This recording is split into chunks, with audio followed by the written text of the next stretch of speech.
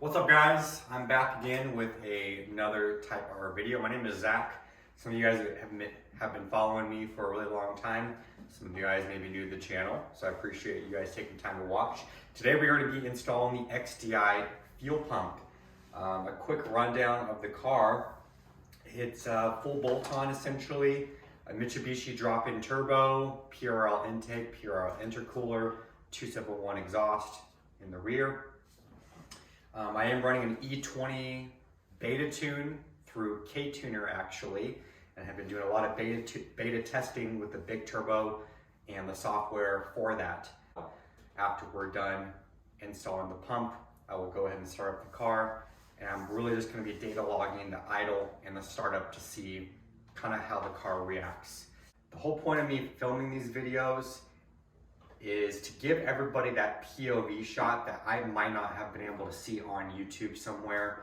I'm a big visual learner. Sometimes photos just don't do it for me. Sometimes write-ups don't do it for me. I want to see how you got to where you could actually view that part. How did you see that screw? So if I can give you guys that view, the same view that I'm getting, I'm going to do my best to do that because that's what helps me learn. Ultimately, if you're watching this, hopefully you're learning something, and hopefully I can give you some tips and tricks on how I'm installing like I have in the other videos. All right, guys, so let's take a look at the XDI pump.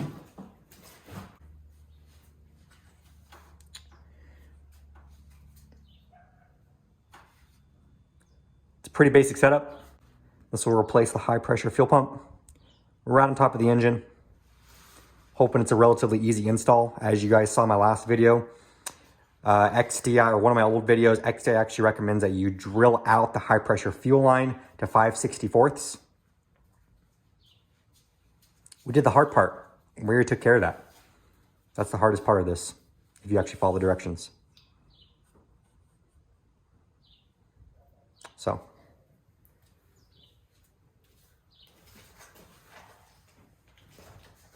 You get all the fittings that you need for it, all the bolts, the extension for the harness. XDI should have given a code with this to work with HON data. If you got one of the earlier pumps like this is, it didn't come with one, you just have to send an email over to XDI. So the first thing we're going to do is we're going to go to remove the engine cover here.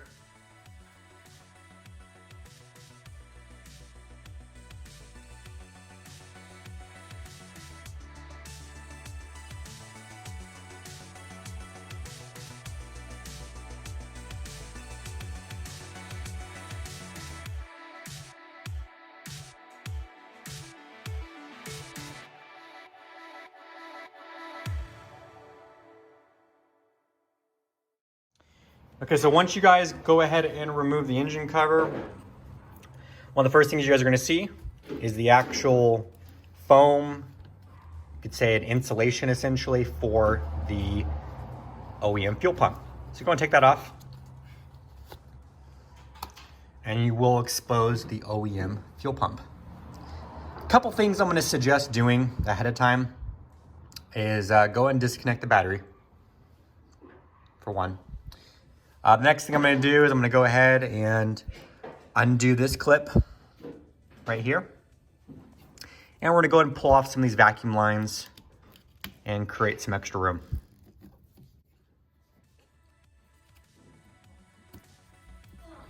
All we're doing is moving them out of the way.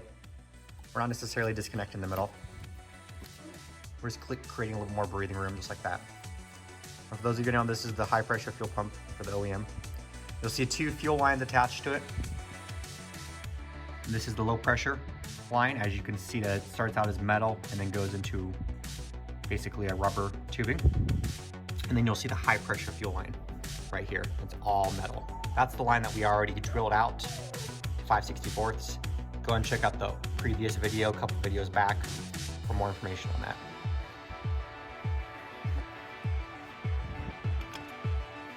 As far as the low pressure fuel nut goes, it is a 17 millimeter.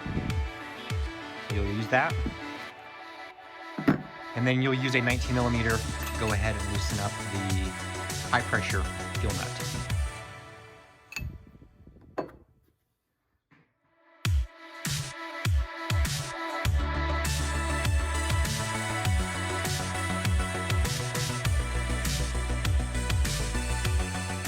want to do is go ahead and take off this cover. This is on the low pressure fuel line. Before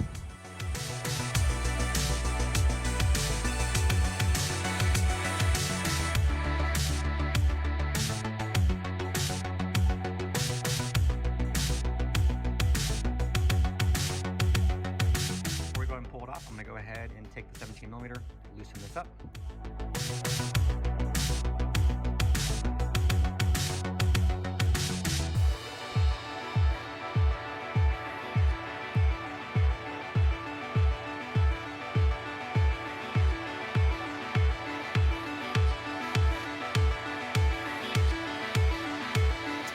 All right, guys, once you go ahead and break that 17mm, go and take this off and just slide it back out of the way for now. And then what you're gonna do is grab your towel and shove it underneath the 19mm, that high pressure fuel line right there. Go and shove it under there. So that way, whenever you break it loose with the 19mm, it soaks up any fuel that does come from that. All right, guys, so I went ahead and grabbed my 19mm. I'm just gonna go ahead and break it. I'm not gonna go ahead and attempt to remove it all the way. I'm just gonna loosen the nut until it's essentially no longer seated. So let's go ahead and break that. It's gonna be pretty tough. You guys may hear a little bit of hissing as you hear the pressure releasing. I have not driven the car in about 5 days. So for me, there was no pressure, but for some others, there may be some. Okay. Once you go ahead and get that loose, all the way basically unscrewed from there, we're not gonna worry about prying it off right now. Next thing we're gonna go ahead and do is take an Allen key. As you can see, one right there, one right there. And we're gonna go ahead and loosen them. This is spring loaded, so we're gonna loosen this a little bit, a couple turns, and then go back and forth between the two of them. Okay.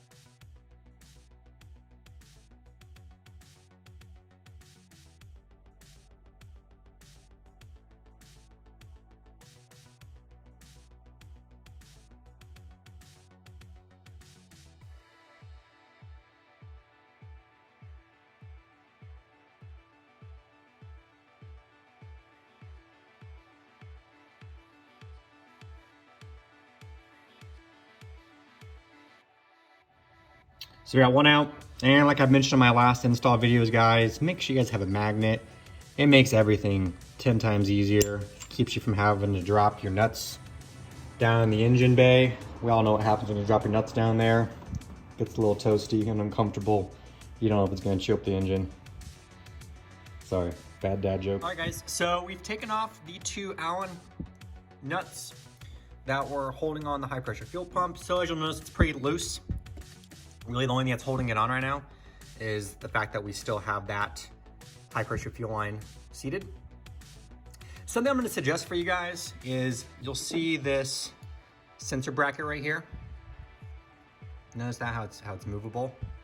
There's a nut right there, just underneath it. Super shiny. Go ahead and loosen that up. That way you can kind of push it out of the way and get your 19mm wrench in there nice and smoothly. Like I said, you want to create as much room as you can in here. It's going to help during the install process.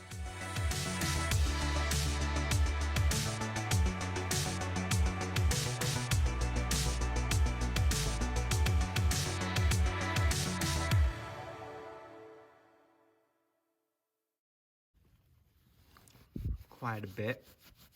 Clean it as best as you can. You're going to want to make sure that whenever you put the new one on that it seats pretty properly.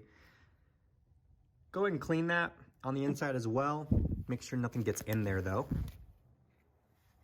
Clean up around it. I'm kind of a little bit of a clean freak. Anytime I'm installing anything, if I get the opportunity to clean up my work area, I'll definitely do that. All right, guys. So once you go ahead and get the plate ready to roll, go and get the screws already started in there. There's going to be a gasket. Make sure that stays lined up. And go ahead and match it up and hand tighten them. We already went ahead and put the plate on. We started those bolts, we got them super tight. And now we went ahead and placed the fuel pump on there for you. You have the extra long extended studs. You're gonna wanna go ahead and hand tighten those. Make sure that way the fuel pump is just a little bit loose. So that way, that high pressure fuel line is a little bit easier. As you guys, this is gonna be pretty common for you guys. The high pressure fuel line is not gonna match up at all, right? You're raising the fuel pump compared to the OEM one, so it's naturally not going to. So you're gonna need to go ahead and torque it a little bit. It is hardened steel, right? You're not gonna snap it by any means. I've already taken it out once to do the drill out. So make sure you leave this a little bit loose. That way you can go ahead and kind of pry a wrench in there. And you guys can see right here from the shot, it is movable, so it's not impossible. Okay. All right, guys, so we've been working to get that high pressure fuel line. As you guys saw previously, how it was really not matching up. Essentially what I did is I grabbed a wrench and I torqued it backwards to go move it out. And while at the same time, I had the XDI pump slightly moving a little bit, and I was able to line it up. Take your time. This is gonna be a big pain in the butt, but once you go and get it lined up, you can go ahead and slide this up and start going ahead and hand tightening it while still giving it a little bit of pressure to keep it lined up. Okay, so when I brought that up, you'll see that the fuel pump is still a little bit higher than that, but if you keep in mind, we never fully tightened it down. You guys can kind of see. So as we tighten that down, that'll bring the fuel pump down and have it match up a little bit better with that. So that's what we're gonna do next. So we're able to get the extended bolts started. We're bringing that gap closer, and now you'll see that it is more in line with the fuel line. Now we're just gonna go ahead and tighten these up like we did before, a little bit on one side, a little bit on the other side, and then we'll go ahead and start tightening this up. Okay guys, I went ahead and tightened down the extended bolts entirely, and now you'll see that it is lined up perfectly. Now we're just gonna go ahead and tighten up that high fuel pressure line. Tight space once again.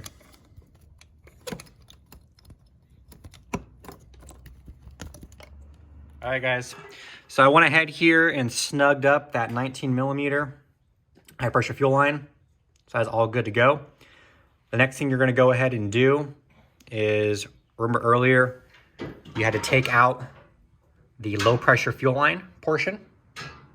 Once you go ahead and remove that, you go ahead and get your OEM low pressure side right here. So go ahead and remove that. And you'll go ahead and stick the little black one. I apologize, I didn't show this portion right here. But you'll go ahead and stick that black one in the low pressure side right here. And then you'll see this little adapter piece that they provide you. I went ahead and screwed this on right here. It is an 18mm. I went ahead and screw that on first. And you'll see where it hooks up right here. Go ahead and leave this loose, so that way you can kind of twist it back and forth, get it exactly how you want.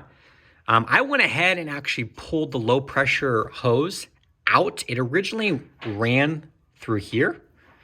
It originally ran right through here and under this, but this kind of extends it. This kind of pushes it out. So I went and pulled it out and brought it up through this side to give it more space. And that works for me. You will see the harness right here is pretty snug. Some people have left it and ran it right behind there. It's kind of all about preference, to be honest with you. But we're gonna go ahead, once you get this twisted to how you want it and the angle you want it, and you have the fuel line exactly where you want it, it's pretty malleable, it's pretty movable, go ahead and snug it up.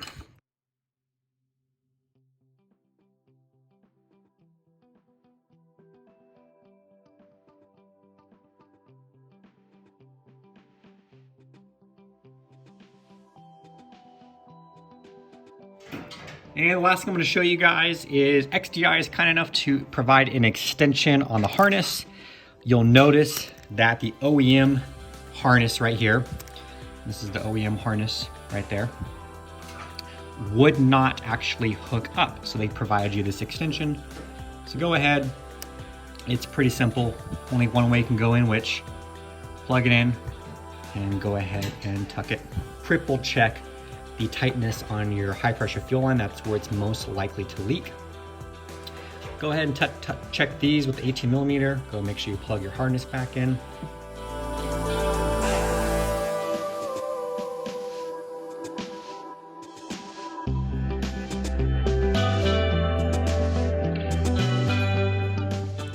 All right, guys, so went and buttoned up the 18 millimeters adapter that they gave you. Make sure these are super, super tight, guys, right? Same thing with this one. Went ahead and tightened that 19 millimeter. This has to be incredibly tight. It will leak even the slightest bit. So make sure that is extremely tight as well. We're gonna go ahead and prime the system, which is essentially putting it in accessory mode and then off accessory mode, off accessory mode. So that way the fuel pump can start putting fuel into the system, and that's how we can check for leaks.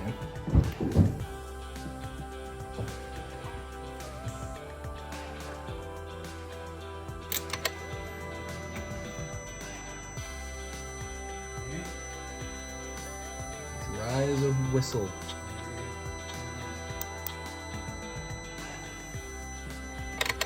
Yeah, I got a little bit. Right up here at this fitting. All right, guys, so we've primed the system 3 times now. It is in accessory mode.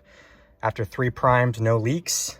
And I did start the data log. We're gonna go and start it up for the first time. Here goes nothing. All right, guys, so you guys just watched the ending of that install video on the XDI pump and the startup for my car. I cut the clip right there. When I started up the engine, the car didn't idle very well, and that was to be expected because remember, I didn't have a pre-calibrated tune for this car because I'm on K-Tuner, and we really wanted to see how the car would react. And when you don't pre-program for the new pump, right, there's no way to pre-calculate the new solenoid. The new solenoid inside that pump reads a different voltage, and essentially, without having a pre-tune for it, it's not gonna idle right at all. For those of you that do install this pump and have a pre-tune in advance for it, the car may idle a little rough as it's getting the first set of air bubbles out of it, and that's to be expected. It's gonna be important that you guys prime the system a couple times, put it in accessory mode 2 or 3 times just to kind of get the fuel pumped in there, double check, quadruple check for leaks. And that should really be about it. If there's no leaks, go and start it up. Other than that, let me know down in the comments, give me some feedback on the install, things that you wish you would have learned or wish you could have seen while doing the install. Feel free to leave any questions down below for me that you may have as well. I'll do my best to answer them as quickly as possible. But nonetheless, I hope you guys learned something a little new, or at least learned how to do something a little different on the car today. And once again, I appreciate you guys watching. Here's a little clip that my daughter would love for you guys to see. She's always trying to mimic me, my 4-year-old. I feel bad my kids are gonna grow up thinking that there's always something wrong with their cars because she's always coming out here saying, I wanna work on my car, Dad, thinking there's something wrong with it, and really it's kind of always self-inflicted. But I appreciate you guys watching. Thanks again. See you next time. Hi everyone, I'm going to do a Type R. This is my racy car. It's my big car. It's always air. So I have this sink so it get in. Okay. So here's Dad's car with the back car. Good and job. then with these black wheels